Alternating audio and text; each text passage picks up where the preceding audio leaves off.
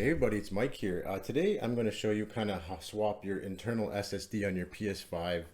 I think it's about time. If you watch any of my videos, you know how much I hate, how large games are nowadays, and how small capacities we have to install games. So I kind of broke and I upgraded to a 4 terabyte hard drive. So I'm going to quickly show you how to install that, including, putting on the heatsink. So once you turn off your PS5, you want to flip it over and you want to grip the top left corner of the cover and pull upwards to the right and slide it off. Now you're going to see when you take this off, you're going to see the expansion slot. You're going to need a Phillips head screwdriver to take that screw off. And now we are at the internal SSD housing area. And what you just want to do is take off the standoff, including the screw, using your Phillips head screwdriver.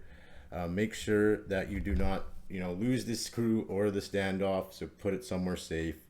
There we go, it's unscrewed. And now we're just going to gently pull the old internal SSD out of there and place it to the side.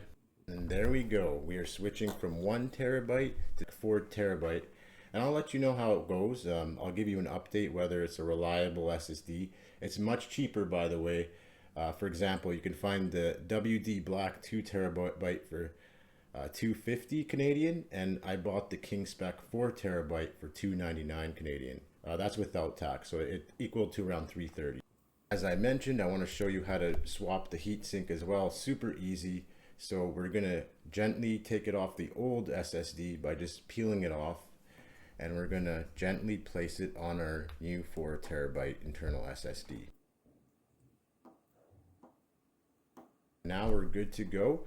So we're just going to stick in the new 4 terabyte SSD in the internal SSD slot, just like as you see here. Now with the standoff placed in the screw, we want to screw it back on the new internal SSD as you see here. And just finally, we want to place the internal SSD cover on top and just use your Phillips screwdriver and we're good to go. Now, don't worry about the messages you get. You just want to format the new SSD.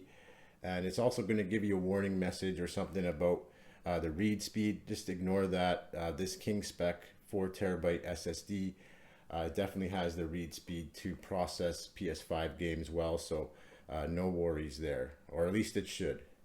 And there you go. It's super easy to kind of swap SSDs as you see.